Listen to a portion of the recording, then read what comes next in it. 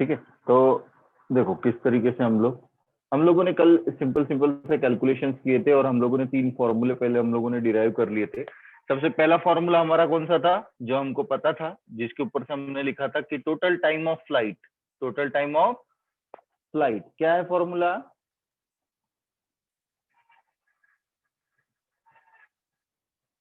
अरे बोलो। 2u sin theta divided by g.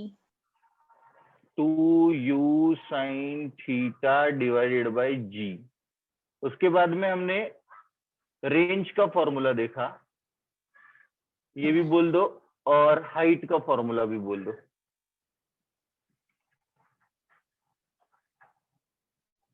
Sir range का u U square square sin 2 theta divided by g. sin 2 theta divided by g. और इधर u square sin square theta divided by 2g. ठीक है, अब ये किसके लिए है? जब हम किसी एक पर्टिकुलर एंगल से और उसकी इनिशियल वेलोसिटी u होती है और उसको अपन प्रोजेक्टाइल पाते हैं, यानी उस ट्रेजेक्टरी में अपन भेजते हैं, ये तब की सिचुएशन है। अब अगर हम ऐसा मान के चले, ठीक है, तो जैसे समझो ये आपकी y एक्सिस, ये x एक्सिस, ठीक है। एक पार्टिकल को मैंने समझो कि जैसे कल हम लोग ने कंडीशन दी थी कि 90 थीटा और 90 माइनस थीटा, समझो इसको अपन ने थीटा से फेंका। कितने से फेंका? थीटा से, यानी थीटा आप कितना ले लो, लगभग ले लो 60 डिग्री। कितने डिग्री? 60 डिग्री। तो कुछ ऐसा होगा, 60 डिग्री पे कुछ ऐसा होगा। हाँ सर। एंगल ज्यादा है तो उसको 0 होने के लिए समय लगेगा।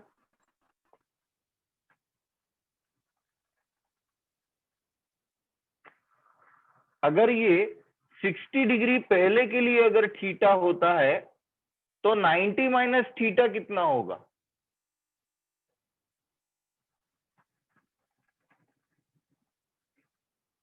30 डिग्री। कितने डिग्री होगा? 30 डिग्री।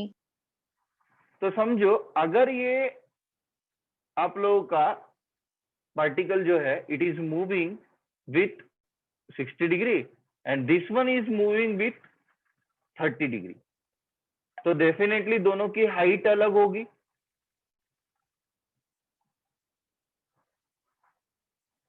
हाँ सर। दोनों की हाइट अलग होगी, लेकिन रेंज कैसा होगा दोनों का?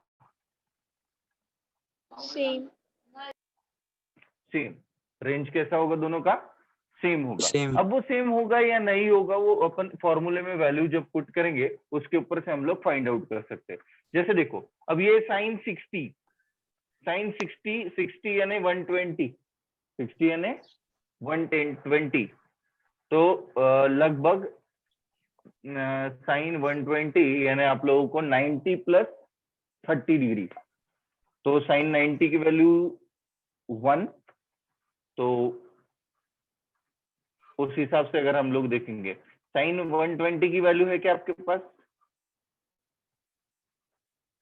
नहीं सर। नहीं है वैल्यू, ठीक है, चलो छोड़ो, उसको छोड़ दो। अब ये सिचुएशन तो समझ में आ रही है आपको, 30 डिग्री और 60 डिग्री वाली? हाँ सर।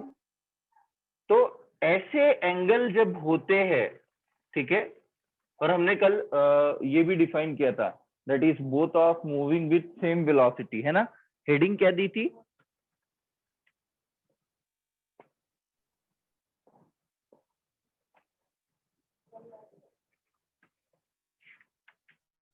कल हम लोगों ने हेडिंग क्या दी थी? Two bodies are projected with same initial speed, but ठीक है? but हाँ, at two different angle of projection. Angle जिसमें हमने पहली कंडीशन देखी थी कि अगर एक एंगल थीटा होता है तो दूसरा कितना होता है 90 माइनस थीटा। 90 अगर ऐसे minus एंगल, theta. हाँ, ऐसे दो एंगल के बारे में अगर डिस्कशन होगा तो उन दोनों एंगल्स के लिए रेंज कैसा होगा?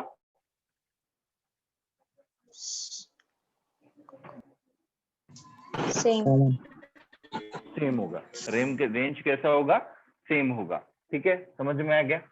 अब एक एंगल कितना होगा, ये तो पहली कंडीशन। दूसरी 45 plus theta and 45 minus theta. समझ में आया? उस सिचुएशन हाँ, में भी वही सेम फॉर्मूले अप्लाई होंगे। ये चीज हमने डिफाइन की थी। अब हमने इसके ऊपर से एक फॉर्मूला बनाया था। अब ये जो एंगल है हमारे थीटा और 90 माइनस थीटा, इसके ऊपर से मैंने शायद आप लोगों को H1, H2, T1, T2 ये सब चीजें आइडेंटिफाई करने के लिए बोली थी।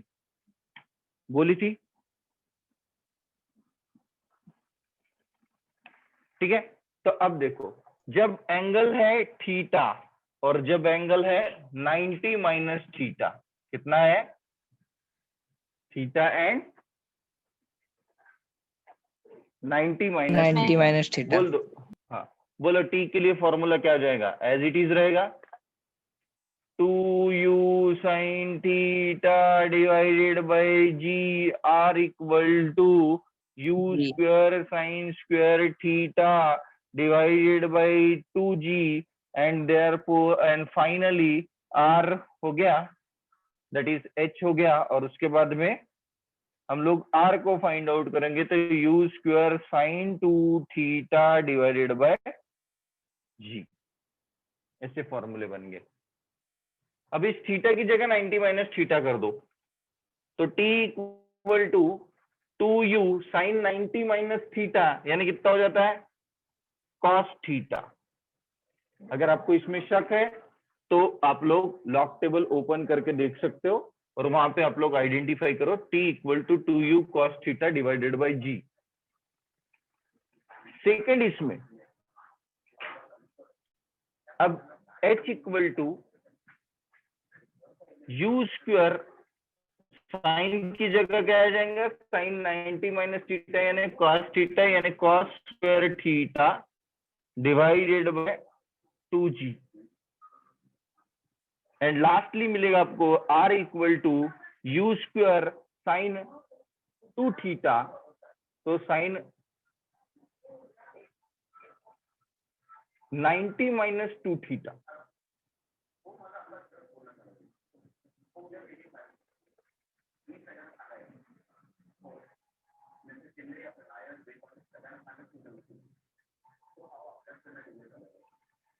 ठीक है, तो sine 2 into 90 minus theta divided by 2 divided by जी। अब यहाँ पे अगर सॉल्व करोगे तुम लोग तो देखो साइन 90 इंटू 2 यानी कितना हो जाएगा? 180। 180 माइनस 2 थीटा, 180 माइनस 2 थीटा, तो साइन थीटा, इसका आंसर हमेशा क्या आता है? साइन थीटा ही आता है। साइन पाई माइनस थीटा, इसकी वैल्यू कितनी आती है? साइन थीटा ही आती है। ठीक है, तो इसीलिए ये जो फॉर्मूला है हमारा कन्वर्ट हो जाएगा, तो ये भी हो जाएगा u स्क्वायर साइन 2 थीटा वापस से डिवाइडेड बाई जी। और इसीलिए हम लोगों ने बोला था कि R1 और R2, R1 और R2, H1 और H2, T1 और T2। समझ में आया? और हमको ये डायग्राम के ऊपर से भी दिखाई दे रहा है आपको कि हाइट अलग है, यहाँ पे भी हाइट अलग है, यानी H1 और H2, ये बोल सकते हो H2, दिस इज H1। और आपको ये दिखाई दे रहा है कि दोनों की इनिशियल वेलोसिटी सेम है। ठीक है, तो H1 H2 जो भी चीजें है वो आप लोग आइडेंटिफाई कर सकते हो। अब ये सारे इक्वेशंस तुमको समझ में आ गए?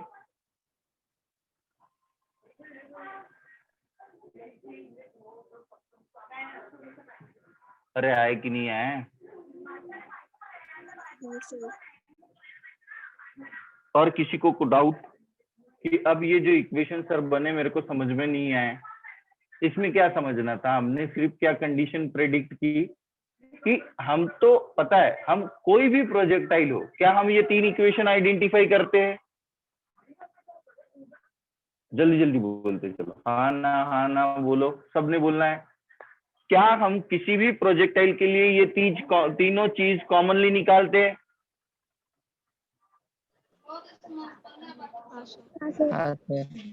हाँ निकालते हैं। अगर एंगल थीटा हुआ तो क्या मेरे ये फॉर्मूले होंगे, T1 H1 R1? हाँ और क्या T2 H2 और R2 के लिए 90 माइनस थीटा भी मैं ले सकता हूँ?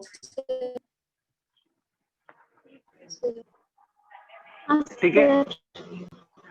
अब हमको यहाँ से कॉमनली दिखाई देता है कि R1 और R2 का जो फॉर्मूला है वो सेम है, और हमने तो पहले ही प्रेडिक्ट कर लिया था कि रेंज कैसी आएंगी रे बाबा? कॉमन है। रेंज कैसी होगी? Common.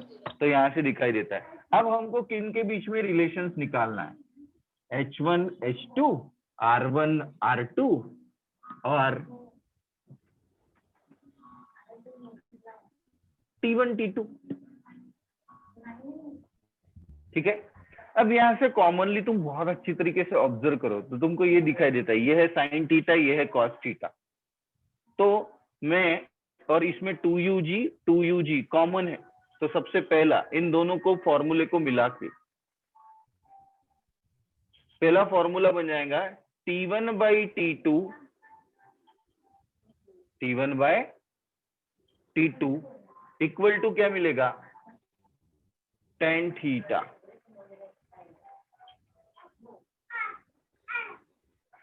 T1 by T2 equal to क्या मिलेगा? tan theta. अगर ऐसा नहीं समझ में आता तो तुम ऐसा लिखो 2U sin theta divided by G divided by 2U cos theta divided by G ने G को मारा, 2U ने 2 को मारा, और बचा क्या? साइन बाई कॉस यानी tan थीटा मिला।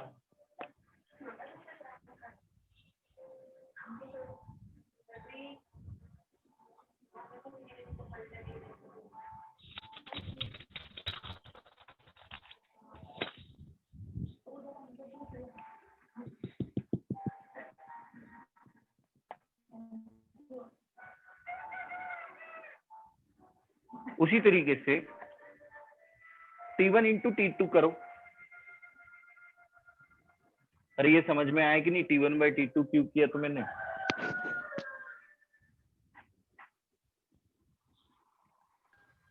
क्यों किया सर वो नहीं समझा, पर कैसे आया वो समझा। कैसे आया वो समझ में आया।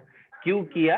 क्योंकि मेरे को ये फाइंड आउट करना था कि जब भी हम लोग लेंगे, तो जब हम लोग प्रोजेक्टाइल ले रहे हैं, ठीक है, प्रोजेक्टाइल लेते समय में हम लोगों को ये चीज पता चलती है कि थीटा एंगल के लिए T1 फॉर्मूला बनेगा, थीटा 2 के लिए in second angle another angle रहेगा, तो उसके लिए T2 ऐसा प्रोजेक्टाइल बनता है। तो भैया दोनों के टाइम इंटरवल में तो कंपैरिजन हो सकता है ना?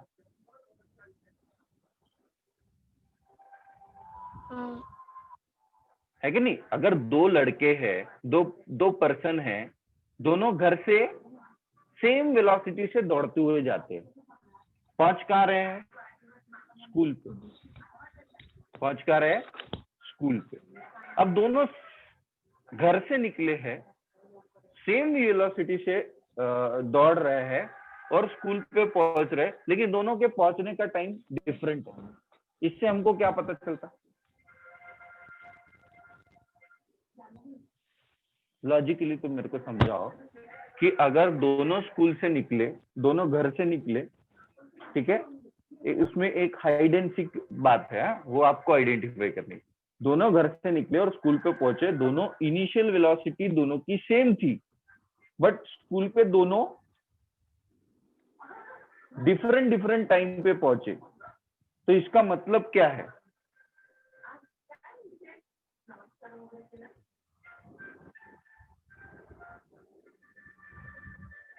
फिर से सवाल पूछूं। दोनों घर से निकले और स्कूल पर पहुंचे, लेकिन दोनों के पहुंचने का टाइम अलग था, भले ही उनकी वेलोसिटी सेम थी। भले उनकी वेलोसिटी क्या थी? सेम थी। इससे तुमको ये पता चलता है कि दोनों के घर एक जगह पर नहीं है। क्या पता चलता है इनको? दोनों के घर एक जगह पर नहीं है। अब यहाँ पे जो हमको टाइम मिला उसमें हमको क्या दिखाई दे रहा है कि T1 के लिए भैया कुछ अलग फॉर्मूला बन रहा है और T2 के लिए कुछ अलग फॉर्मूला बन रहा है।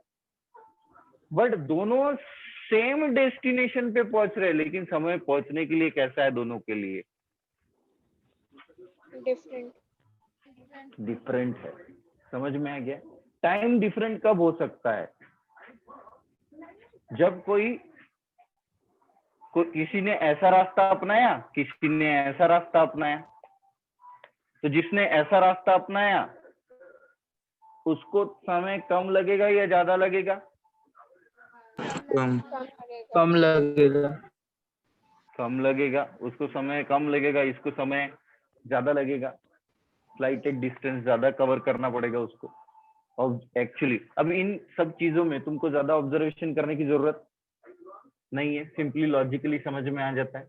तो हम लोग इसको सिंपली क्या करेंगे? कैलकुलेट करेंगे, तो वहां से हमको पता चल जाता है। तो इसीलिए हमने T1/T2 की वैल्यू कैलकुलेट की, तो हमको कॉमनली पता चल जाता है। यहाँ हम थीटा ले रहे, ना कि 90 माइनस थीटा। कौन सा ले रही चीजें यहाँ पे? थीटा ले रहे। 90 माइनस थीटा की वैल्यू पुट की कि हमने नहीं पुट की, तो therefore T1/T2 equal to tan theta हो जाता है। समझ में आया? अब दोनों को मल्टीप्लाई करते।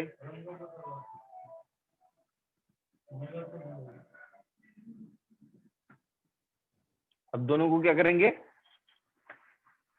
मल्टीप्लाई करेंगे। बोलो, T1 इंटू T2 की वैल्यू क्या निकली थी हमारी?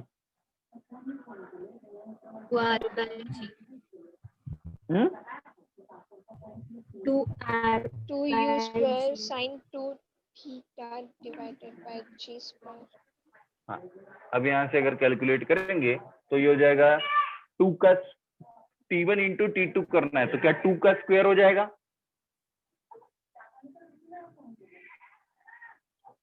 क्या हो जाएगा?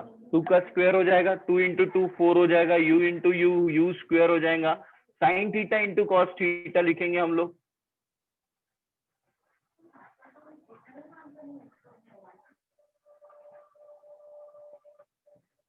Sine theta cos theta divided by g square.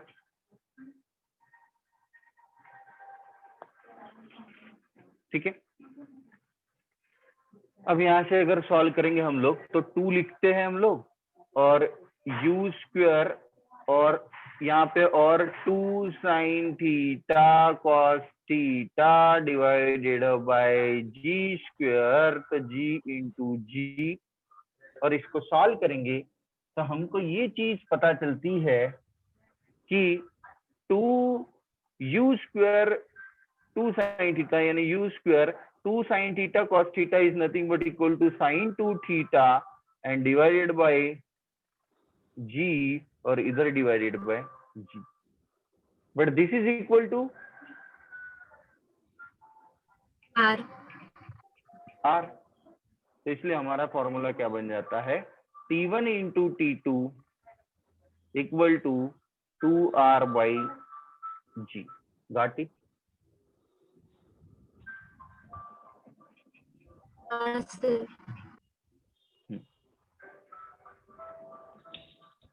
अब नेक्स्ट चीज क्या करना है अभी हमको?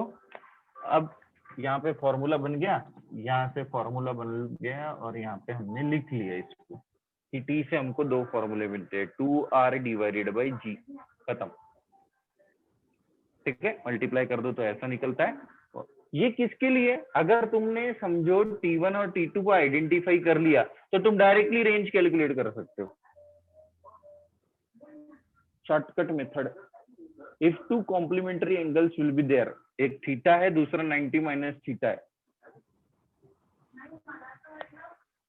है ना।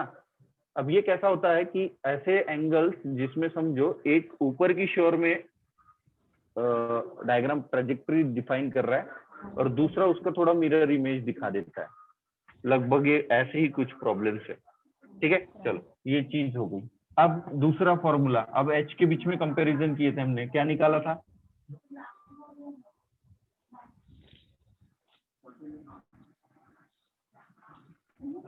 हाँ, या साइन स्क्वायर थीटा या कॉस स्क्वायर थीटा। हाँ, H1 प्लस H2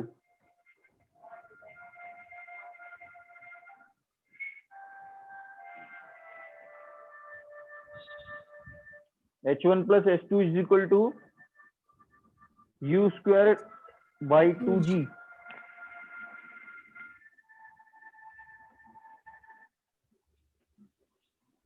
ठीक है, और H1 by H2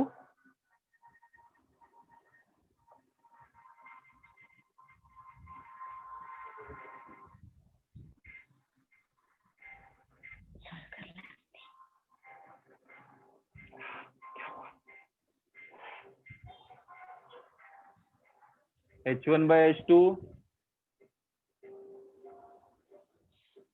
tan square theta। tan square theta होता है कि मैं बस ऐसे ही बोल रहा हूँ?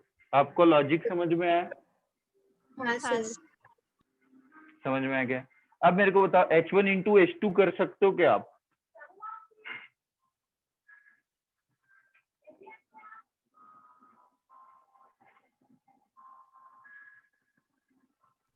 हाँ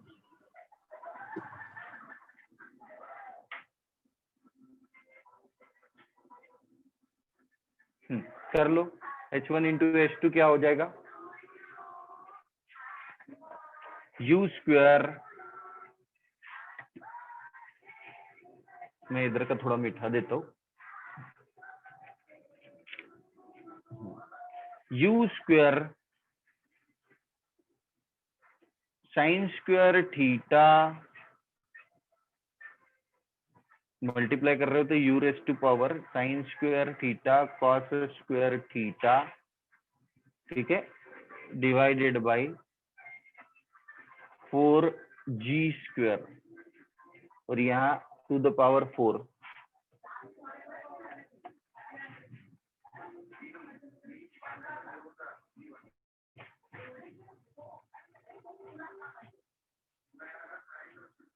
ठीक है, अब यहाँ से अगर सॉल्व कर लो तो यहाँ साइन थीटा कॉस थीटा दिखाई देता है, तो इसको कॉमनली करके आप लोग साइन थीटा कॉस थीटा उसका होल स्क्वायर कर सकते हो।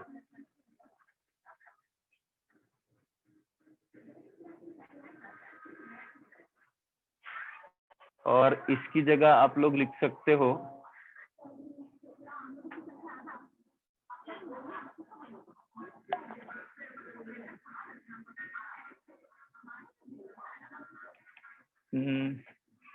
Sign square theta cos square theta, तो इसमें अगर हम लोग एडजस्टमेंट कर ले तो 2 sine theta cos theta is nothing but equal to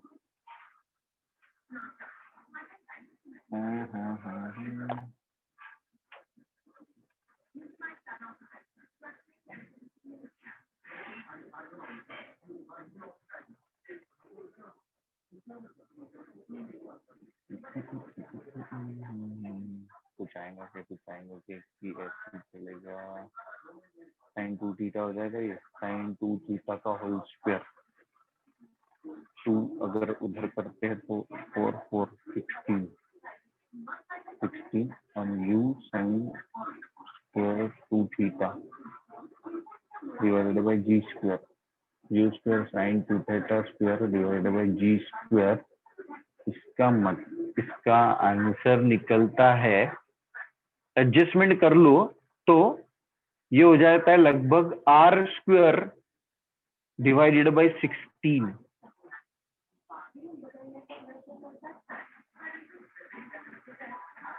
मैंने क्या किया देखो, यहाँ 2 से मल्टीप्लाई कर दूंगा मैं, तो 2 से मल्टीप्लाई कर रहा हूँ, यानी आउटपुट आ रहा है 4। ठीक है, तो नीचे में 4 लिखूंगा, यहाँ 2 लिख दूंगा, ये स्क्वायर में है इसलिए। तो यहाँ हो जाएगा 2 sin theta cos theta is equal to sin 2 theta, और sin 2 थीटा का क्या हो जाएगा, स्क्वायर हो जाएगा, u का पावर 4 हो जाएगा और g का पावर 2 हो जाएगा। तो इसको इनडायरेक्टली हम लोग r स्क्वायर डिवाइडेड बाय 16 लिख सकते हैं। अरे ये लॉजिक समझ में आया क्या?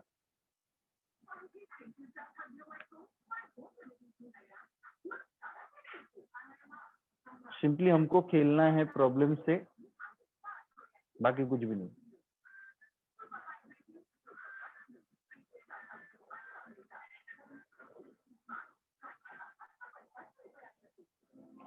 समझ में आई? ये नहीं समझ में आएगा तो छोड़ दो। समझ में आया, दिमाग में घुसा तो ठीक है, नहीं समझ में आया तो छोड़ दो।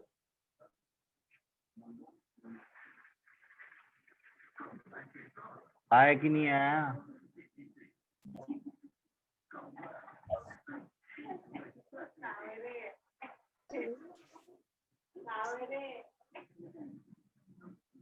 एक मिनट बताता हूँ, मैं शॉर्टकट में बताता हूँ, तो थोड़ा सा वो ध्यान में रखो। देखो, मैंने H1 और H2 का मल्टीप्लिकेशन किया, तो मेरे को ये समझ में आया कि H1 की वैल्यू तो मेरी u स्क्वायर है, H2 की वैल्यू भी u स्क्वायर है, तो ये u square sine square theta cos square theta, तो डिवाइडेड बाय 2g यानी 4 इंटू जी स्क्वायर होगा कि नहीं होगा? अब यहां से आप लोग देखोगे तो u रेस टू पावर 4 हो जाएगा, और साइन थीटा कॉस थीटा, तो साइन थीटा कॉस थीटा दोनों भी स्क्वायर में है, तो क्या मैं इसका होल स्क्वायर लिख सकता हूँ?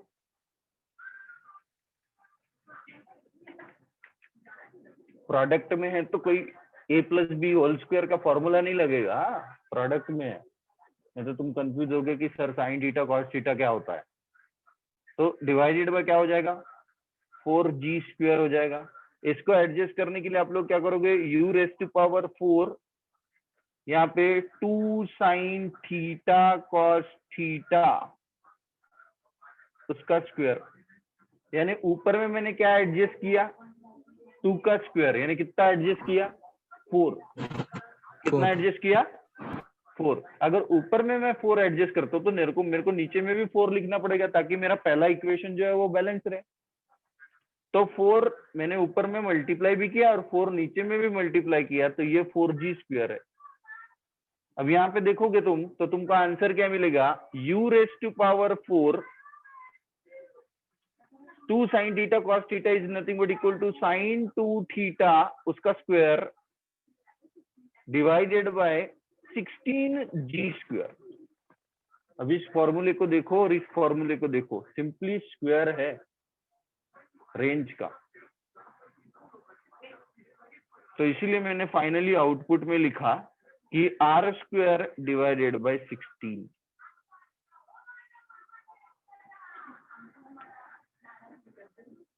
समझा? हाँ जितनी सर। चीजें समझ में आई उतनी ठीक है, बाकी हम लोग इसी के ऊपर में कल डिस्कशन करेंगे। अभी ये सब चीजें क्लियर हो गई, कल का मैटर पूरा ठीक है।